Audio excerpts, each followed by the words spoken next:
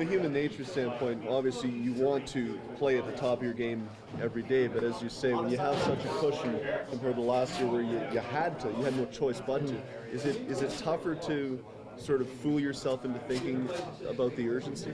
I don't think so, no, because we feel the urge to catch teams above us. So I don't think, obviously I've said this many times, we're very conscious of the teams behind us trying to catch us, but we're also trying to catch the teams that are above us. So every single night we still need these points, and obviously home ice is a priority for us and any team. So that's our mindset. How much do you follow Boston, what they're doing? Yeah, now definitely pay a little more closer attention. They're a great team. They're on a bit of a roll, but games are going to get tougher and tougher. I think they're going to have a busy stretch here coming down the last month, or last few weeks. So we're certainly be tuned in.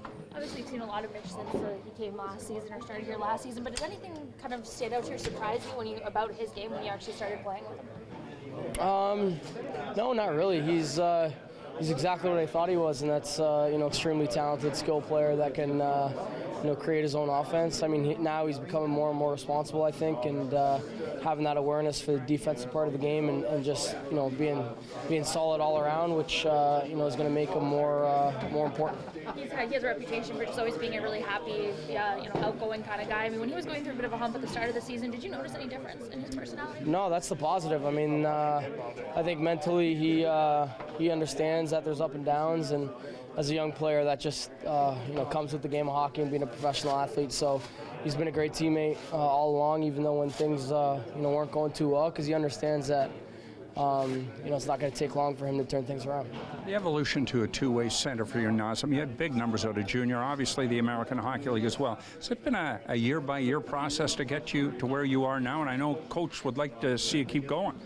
For sure. Yeah, I think year by year you understand that more is expected out of you, and you start to understand the role you want to play and what kind of player you actually become. So a lot of players kind of transition into a different role or keep the same role, just do different things in their professional career. You see it in all professional sports, really. So, I'm comfortable. I embrace the challenge, and I love playing against the best players. Sounds odd, but has a defensive focus made you a better offensive player?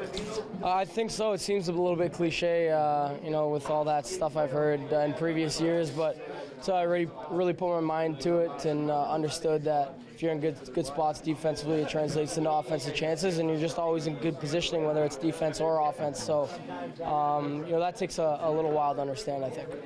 Mitch, have you noticed he's shooting more this season at all? I think he's more conscious about his shot. I've been trying to tell him to get that shot off. It's not necessarily how hard you want to shoot it, and it's a release and how quick you get it off. A lot of times you can surprise goaltenders, and pucks that shouldn't go in end up going in the back of the net. So like I said, I mean that goal last night's a great example.